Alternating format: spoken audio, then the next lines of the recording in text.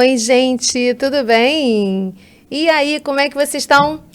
Então, hoje nós trouxemos aqui no meu canal de podcast Pode Me Contar uma convidada para lá de querida, uma amiga, uma parceira de trabalho, super competente, para falar uns assuntos bem interessantes, hein, para variar, né? Porque eu só trago coisa interessante aqui.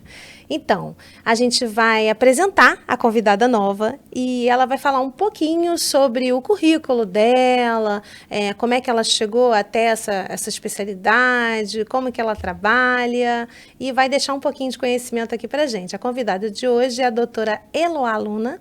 E ela vai falar pra gente um pouquinho. Obrigada por você ter vindo. Obrigada. Estou super feliz. Agradecer pelo convite, né? Sim. Tudo que você me convida, eu vou. Então, mais uma vez, obrigada. Bom, então, falar um pouquinho de mim, né? Sim. Eu sou cirurgiã dentista, né, por formação.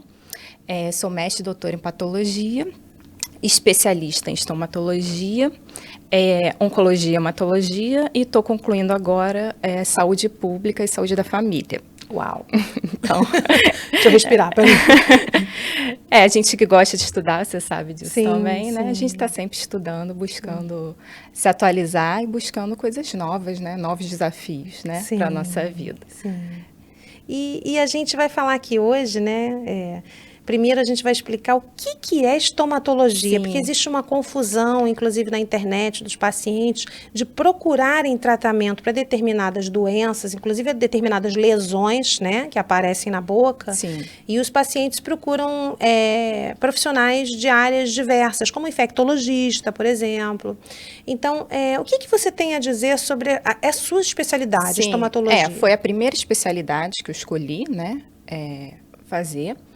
E a rotina realmente do consultório, o paciente chegar, contar, né, que foi em vários especialistas e que nunca escutou falar dessa especialidade, né? E aí eu sempre explico para os pacientes que eu vou falar aqui. Estomatologia é uma especialidade da odontologia e ela trata do diagnóstico das doenças da boca. Então, estômago é boca. Também tem essa confusão, né? Os pacientes chegam, mas estômago, o que dá na boca vem do estômago, aí procura um médico de estômago e acha que estomatologista é um médico de estômago, enfim, tem essa controvérsia aí. Sim. Então, eu sempre esclareço, é a primeira coisa que eu esclareço para todos os pacientes, né? Quando vem procurar. Nós tratamos, fazemos o diagnóstico, alguns tratamentos a gente já faz, né, o próprio dentista, mas muitas vezes em conjunto com várias especialidades médicas. E aí entra o infectologista, ginecologista, gastro, endócrino, enfim, dependendo de qual foi o diagnóstico, né, o oncologista também, né, no caso das doenças malignas, enfim. Mas isso porque, né, vamos explicar para o pessoal, porque muitas das manifestações orais de algumas doenças são na boca. Sim. Mas não necessariamente a causa está na boca, Sim. né? Às vezes, a primeira manifestação que o paciente vai ter é uma lesão na boca. E depois vão surgir lesões no corpo. Como várias doenças, a gente pode ver dessa forma. E, às vezes, o primeiro profissional que o paciente vai procurar vai ser o dentista.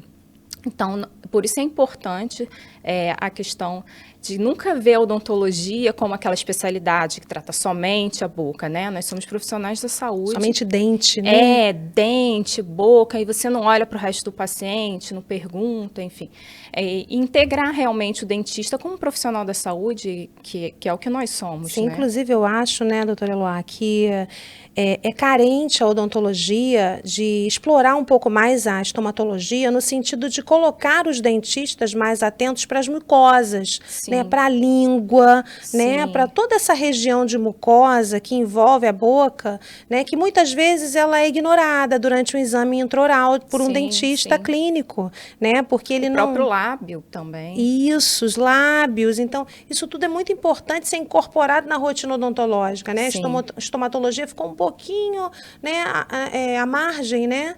E não é muito incorporada no dia a dia. Talvez ela tenha que agora, né, após de tantos aparecimentos de viroses e tudo, ela tenha que ser um pouco mais explorada e valorizada. Sim, sim. Né? É uma luta da especialidade, né? Sim. De não ser só laboratorial, porque se tem essa confusão também, Sim. que é uma especialidade basicamente clínica, né? Sim. Então, vamos falar um pouquinho, né, de um assunto polêmico. Vamos falar sobre sexo oral? Sim. Tem tudo a ver, né? Sim, claro. Com a especialidade. Vamos falar, assim, qual é a relação do sexo oral? Qual a importância, né, de um estomatologista para o sexo oral?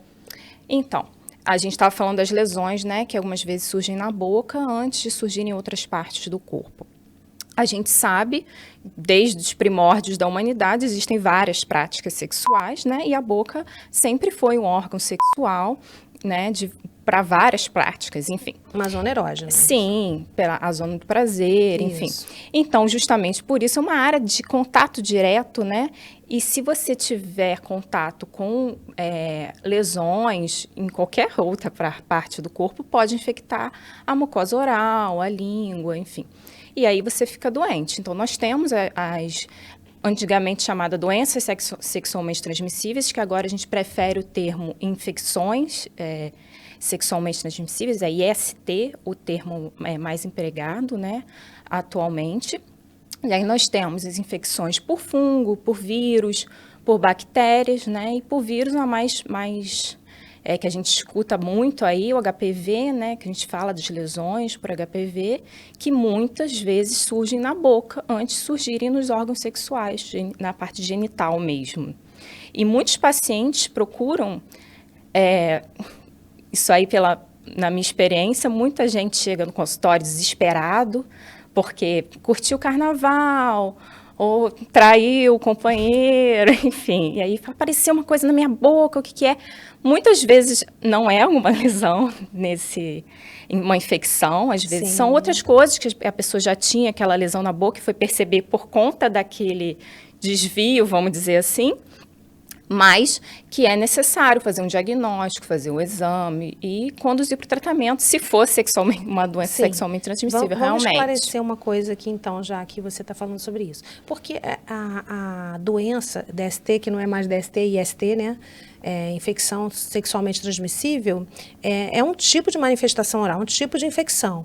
Mas você pode ter manifestações orais de doenças, lesões, que sejam por trauma, né? Sim. Por outras causas, por trauma em próteses, ou por traumas por outros motivos, morder. Sim, Fala um pouquinho sobre isso. Quais são as outras causas, antes da gente começar a entrar mesmo nesse assunto? Então, o clássico, né, do sexo oral são os petequios no palato, que são manchinhas vermelhas pontuais, normalmente na prática de sexo oral no homem, né? Sim. Então, é uma coisa que a gente observa, isso é de rotina, porque é o comum, né? Não é uma doença que a gente vai ter que tratar, entrar com uma medicação, mas às vezes o paciente observou aquilo, foi escovar o dente, olhou, ficou desesperado, que apareceram manchas vermelhas na boca, acha que está com câncer. É no céu da boca, no que se céu fala da boca, a linguagem popular, né? Bem mais para trás, assim, Sim. próximo da garganta. Sim. Então, é o clássico que a gente vê. E traumas também, né, como se fossem mordidas, parece que é uma afta. Aí a pessoa acha, eu acho que é uma afta, mas foi depois de alguma prática sexual, algum objeto que ela utilizou, Sim, né? isso é importante, né, a gente falar, porque esses dias eu estava até vendo uma reportagem sobre como os profissionais de saúde da odontologia estão atentos hoje em dia até para os casos de abuso, né? Sim, sim. Isso ajuda a identificar Sim. em casos onde até a criança não pode falar, Sim. né? E o profissional de saúde ele é responsável por identificar esse tipo de lesão, reconhecer e denunciar. Sim, né? E você vai observar na prática, né? Você vai fazer o exame clínico numa criança, né? No menor de idade, você vai observar, isso aqui está esquisito, não era o que era esperado numa criança, né? Sim. E aí você imagina, pode ter sido uma coisa sexual ali, e aí você já fica desconfiado para poder atuar. Sim, então agora vamos lá, vamos entrar no HPV, né? É porque de vez em quando a gente recebe no consultório, né, alguns pacientes, e eu gostaria de dizer, assim, para todo mundo que infecção sexualmente transmissível não tem cara, tá?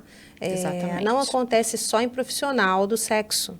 Acontece com qualquer pessoa em qualquer idade. Isso é importantíssimo a gente falar, porque às vezes o profissional de saúde encaminha para o estomatologista, e quando você fala, né? Você faz a biópsia, aquilo tudo. Não é possível, mas. Sim. E não tem nada a ver, não tem nenhuma relação com promiscuidade. Exatamente. Né? Tem relação com o acaso, né? De você se relacionar com a pessoa que esteja com uma lesão em atividade. Então, fala um pouquinho pra gente.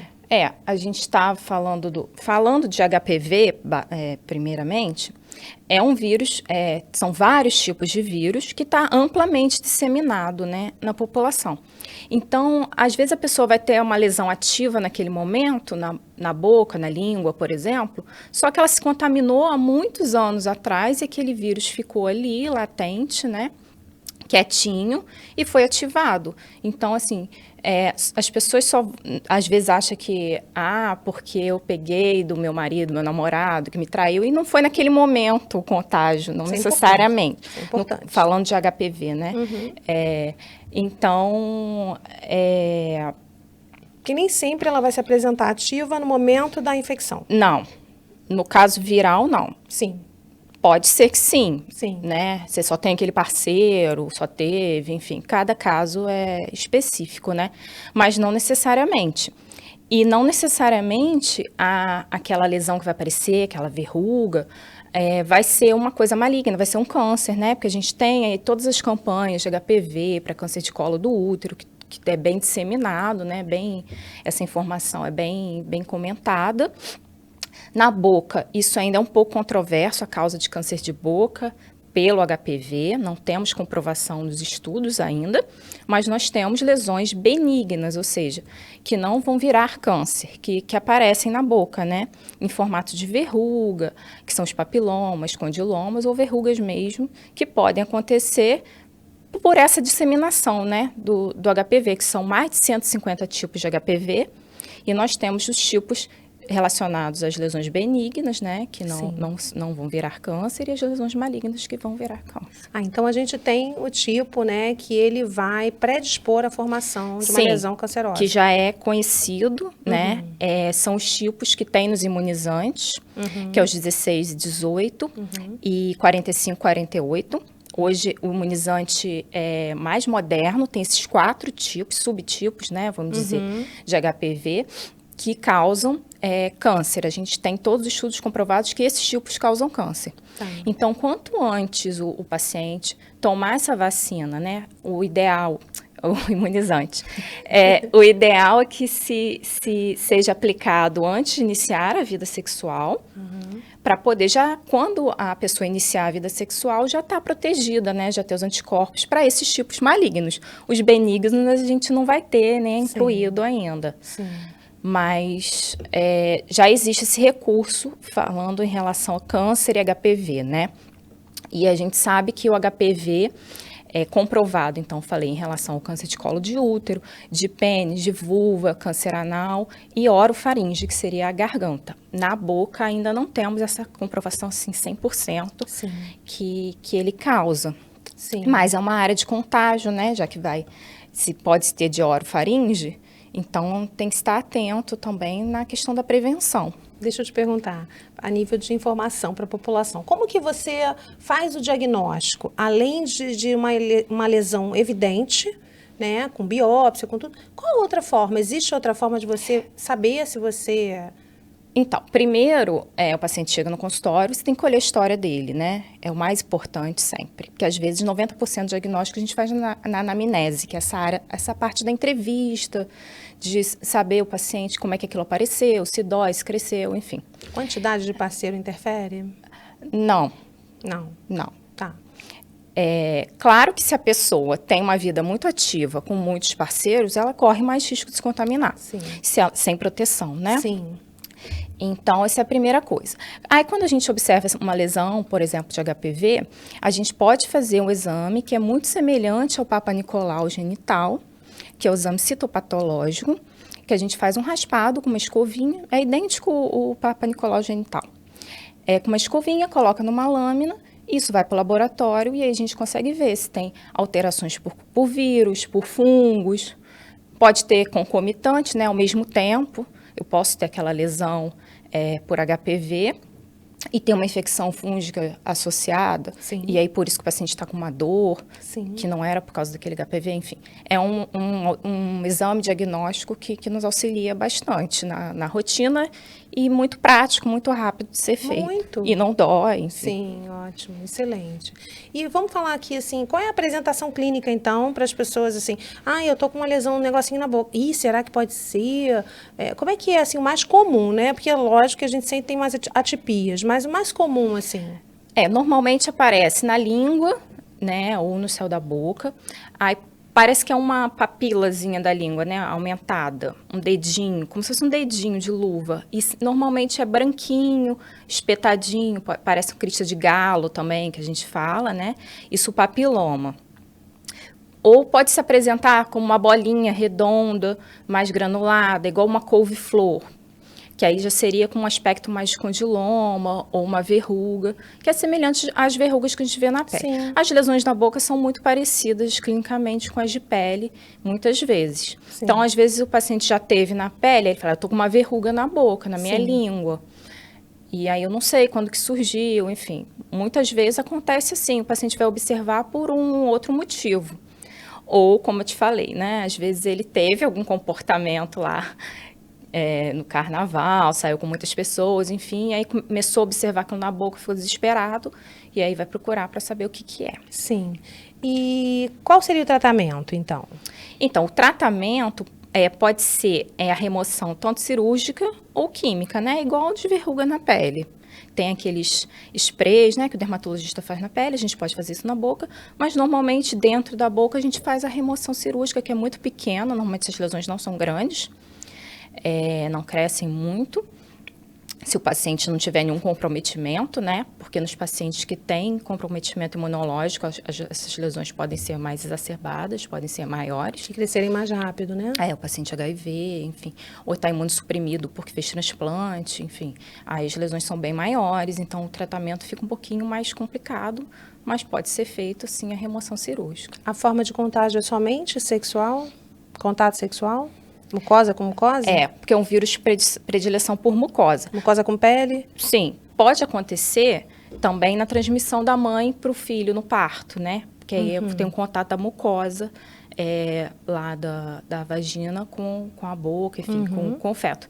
Mas é basicamente sexual, sim. Sim. Então, essa seria uma das doenças, assim, mais populares, digamos assim, né? Mais comuns no posto de saúde, mais comuns visualmente, né? Clinicamente. Eu ouvi dizer que a sífilis voltou. Então, não é que ela não voltou. Ela estava lá já. Ela continuou. Só que ela continuou. Se parou muito de falar em sífilis e se retornou recentemente com uma força maior, porque a contaminação é muito grande, a incidência aumentou muito, principalmente por conta do não uso do preservativo, né? Porque as pessoas fazem sexo sem camisinha, essa que é a verdade. Porque as pessoas acham que não vão ter mais HIV, enfim, tinha muito medo, né, no final dos anos 80, começo dos 90, por causa da AIDS, mas as pessoas perderam um pouco esse medo, né? De coquetel, né, essas coisas. A juventude, a outra geração que veio, não pegou essa parte, né? Então, não viveu essas épocas, essa preocupação, esse medo que esteve, que as pessoas morriam, né? E agora tem toda a medicação, as pessoas não morrem mais, as pessoas têm uma qualidade de vida. Sim. Só que se esquece das outras doenças sexualmente transmissíveis, né? E a sífilis, que é causada por uma bactéria, ela se dissemina muito fácil, né? E é importante falar, você falou um pouquinho no começo, que independe de classe social, de nível social, está disseminada aí para todas as classes, uma incidência muito alta de sífilis congênita, de mãe para o filho, muito alta, e é importante falar que as crianças nascem com sequelas, com malformações. Graves, né? Graves, por conta disso. E engraçado que na época que eu ainda estava no hospital, a gente via, você estava até comigo, a gente via muito sífilis em adolescentes. Oral, né? A gente descobria pela boca, né? Então, isso foi também uma surpresa quando eu me formei, né? Cheguei na especialização. Primeiro caso de sífilis que eu vi foi na boca e a pessoa não sabia que tinha. Isso. Sistêmico, né? E aí, dali, então, virou rotina, porque é a nossa rotina da estomatologia.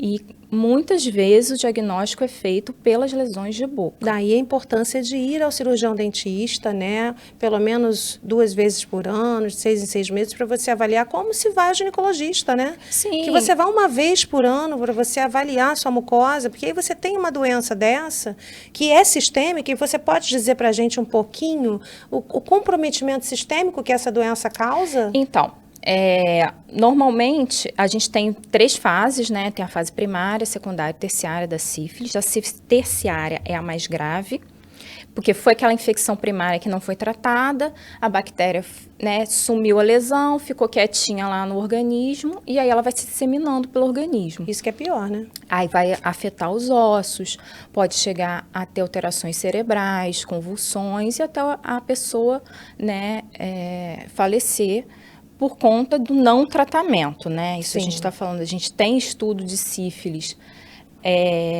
muito bem feito, que não sei nem se eu podia falar isso aqui. Foi um estudo realizado antes dos protocolos de ética, né, em pesquisa, e até se desenvolveram os protocolos de ética em pesquisa depois desse estudo da sífilis, que foi feito com prisioneiros, acho que nos Estados Unidos, e se sabe toda a história natural da sífilis por conta disso, muito bem detalhado, porque foi um estudo feito provocando a doença nessas pessoas. Muitos estudos assim foram feitos antes do conceito mas de ética. O da sífilis é clássico, né? Sempre o exemplo quando a gente está estudando bioética. Sim. E então a gente sabe muito bem. Então, olha quantos anos, né? A gente tem uma doença que a gente já sabe como ela acontece e ela está aí até hoje, não foi erradicada. Não tem uma prevenção, não tem uma... Prevenção é sexo com camisinha. Sexo seguro. Masculina e feminina, né? Sim. É o que previne, o método de barreira. Então, eu tomo anticoncepcional. Tá, tudo bem, vai prevenir a gravidez, não vai prevenir as infecções. Mas tem exame, né? Porque você detecta. Tem, a gente hoje em dia tem o teste rápido de sífilis, que o resultado sai em 30 minutos. Olha que maravilha. Então, tem nos postos de saúde, então o paciente chega lá no posto para mim, eu olho a boca dele e falo, essa lesão acho que é sífilis, vou fazer uma biópsia, vou programar, mas eu posso fazer o teste rápido. E aí, se ele me veio positivo, já me dá, poxa, quase... Pode ser sífilis, né? Porque esses testes rápidos são de triagem. Tem uma margem de erro, né? Pequena. Aí eu vou pedir o exame de sangue, vou fazer minha biópsia, enfim. Só que isso agiliza, né? Já faz. Aí, dependendo de se você conversar com a equipe médica, o médico, vamos entrar logo com a medicação, a gente já pode começar logo o tratamento. No caso de gestante, se inicia o tratamento mesmo sem os testes laboratoriais, por causa do risco, né, de passar para o bebê. Sim. Agora, qual é o exame de sangue?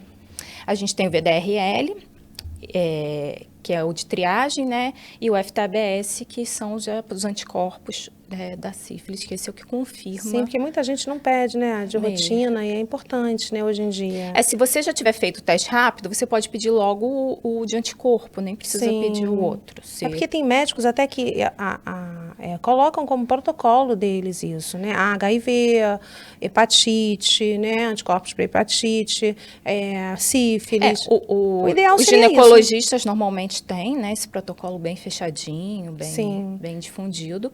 E o protocolo de pré-natal é assim, né? Tanto a cada trimestre, testar para sífilis, por causa das alterações e as outras doenças, lógico, também. Sim. Agora vamos falar um pouquinho, porque a sífilis, ela é uma doença que ela tem uma lesão muito inespecífica, né? Sim. Não tem uma característica como tem o HPV, é uma verruguinha, isso e aquilo, não. Fala um pouquinho dessa inespecificidade. Então, na boca, ela pode se apresentar de várias maneiras. Pode ser uma afta que não cicatriza, pode ser uma placa que apareceu na língua, meio rosada, meio esbranquiçada, que também não some. Ou às vezes ela até muda de lugar. Podem ser manchas vermelhas, podem ser áreas sangrantes no lábio, enfim. qualquer apresentação, né? E normalmente, lesões infecciosas, o que chama atenção para a gente desconfiar de uma lesão infecciosa é que ela não é em um lugar só da boca. Então, no HPV, a gente vê uma verruguinha num lugarzinho ali, num cantinho. A gente vai ver manchas no céu da boca, a gente vai ver uma afta aqui na mucosa jugal, a gente normalmente vê mais de uma lesão, aí a gente já desconfia. Poxa, tá esquisito isso. Às vezes fica meio acinzentada essas manchas também, essas placas. Sim. E aí a gente vai perguntar, o paciente normalmente não sente dor, vai falar, tô com essa afta que não cicatriza. E muitas vezes o paciente procura com medo de estar com câncer mesmo. Sim. Ele não pensa que ele está com sífilis. Sim. Porque às vezes ele não teve as outras manifestações, né? Na área genital, Não, ou e na às vezes pele. ele nem é um paciente promíscuo, né? É um paciente. É isso que eu tô falando. Porque também a bactéria fica latente. Exatamente. Então, às vezes, você teve relação com uma pessoa e a pessoa não tinha lesão nenhuma ali, Isso. que você viu, não observou nada, parecia uma pessoa saudável. Ok, e aí você se contaminou. Sim.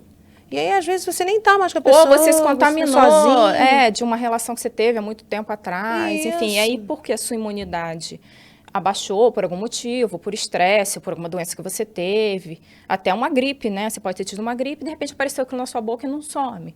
Aí você vai descobrir que foi sífilis, enfim. Sim. E me diz uma coisa, tanto a HPV quanto a sífilis e outras lesões, né, de manifestação oral que sejam de origem infecciosa aumentaram com a pandemia?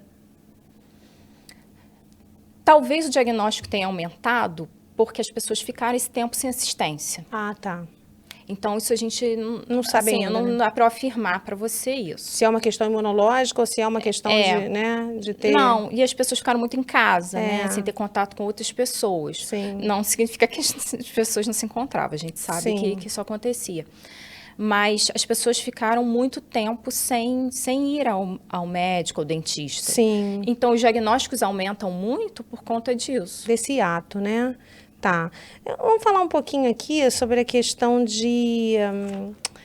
das mulheres na menopausa, né? A gente está falando aí sobre a questão de sexo oral, de se relacionar, de proteção, e hoje tem uma galera numa faixa etária, mulherada, numa faixa etária mais velha um pouco, né? Numa faixa etária minha faixa etária, de 50 anos para cima, isso, que estão separadas, né? São mulheres independentes, que têm a sua vida e levam a sua vida de forma livre, né? Isso foi conquistado. Sim. E é válido, só que isso vem com muita responsabilidade, né? A liberdade sempre vem com muita responsabilidade, né?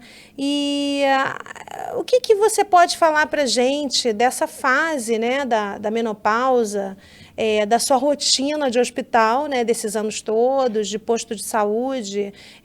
O que você mais vê nessas mulheres em relação tanto a doenças infecciosas quanto a questões inerentes à própria menopausa? O que a gente vê também a rotina da estomatologia. As mulheres com mais idade, né?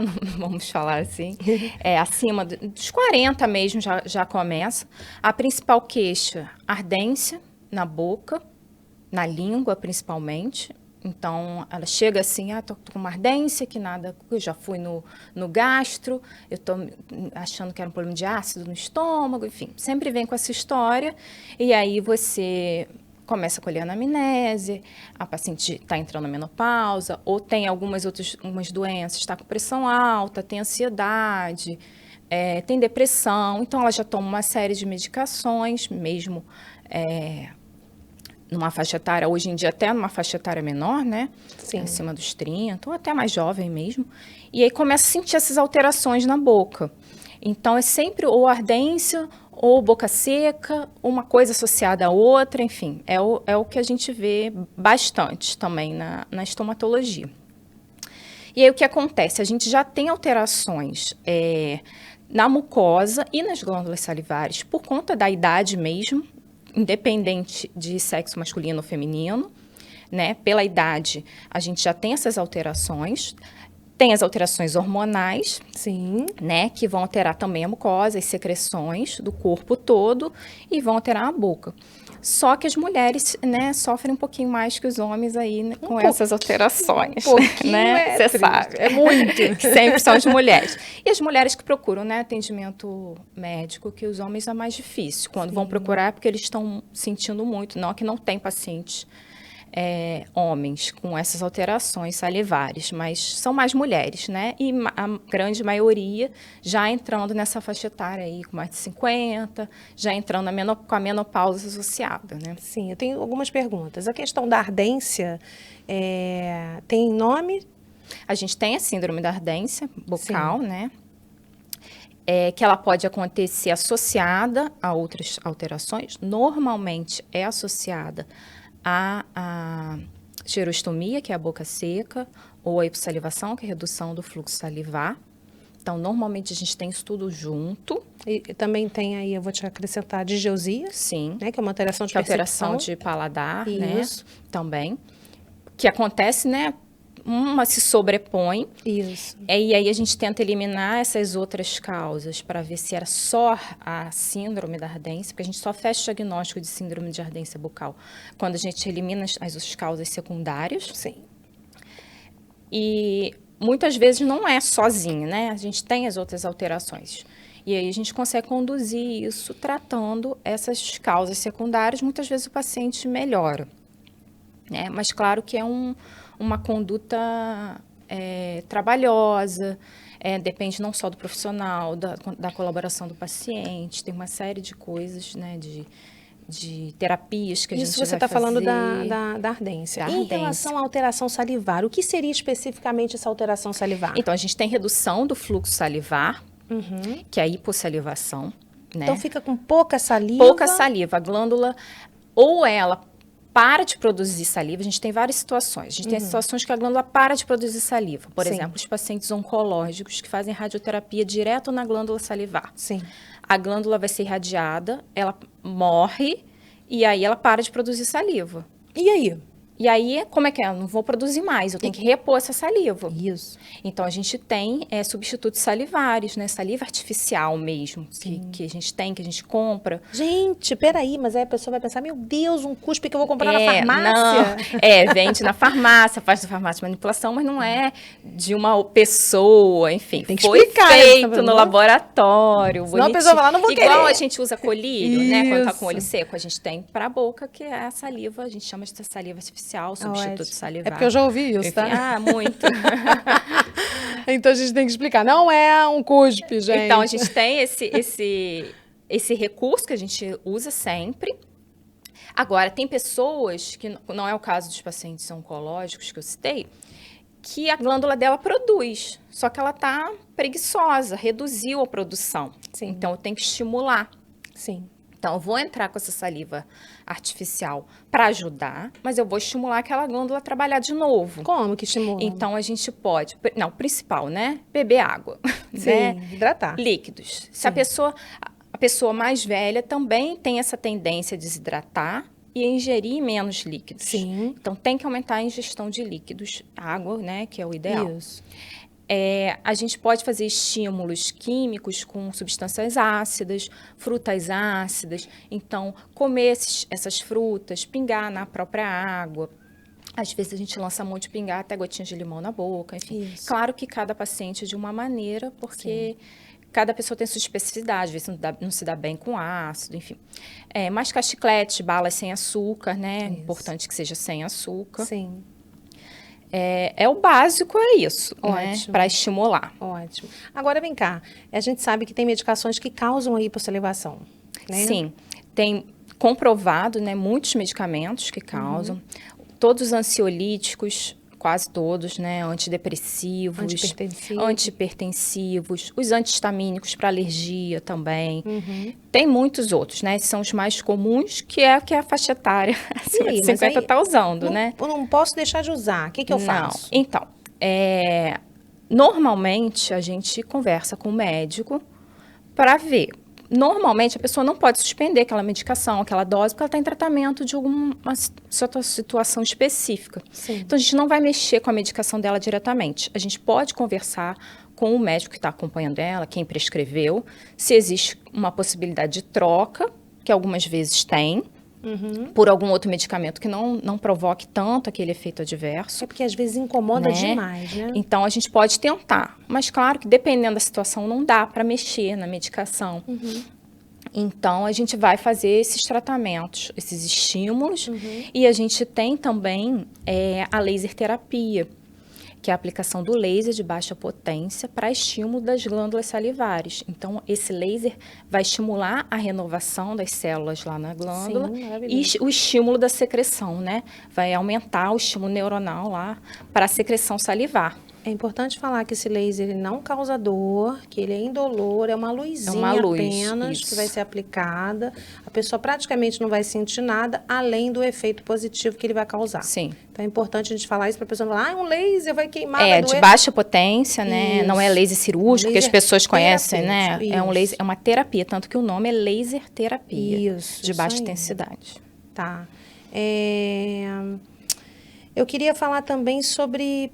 Então, tem forma de prevenir através da medicação? Se a pessoa já tem uma qualidade, né, já busca uma qualidade de vida, faz exercício, se alimenta bem, né, com todos os nutrientes necessários, a hidratação.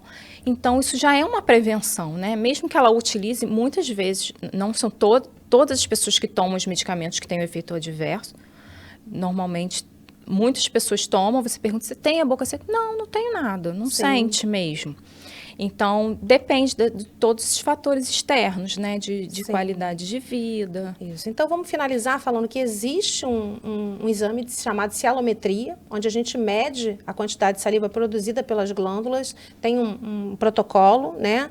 E você tem uma noção da quantidade de saliva que aquela pessoa produz, se é suficiente ou não. E também para a gente falar que existem muitas alterações digestivas que vão ser causadas pela pouca produção salivar. Então, às vezes, a pessoa tem uma dificuldade de deglutição, tem outras dificuldades, né, estomacais, e não sabe que é a baixa produção de saliva que está causando, né, se estendendo para todo o tubo digestivo e causando essa alteração. Porque a digestão começa na boca, na milase salivar, que é a primeira enzima, né, digestiva que está presente na saliva.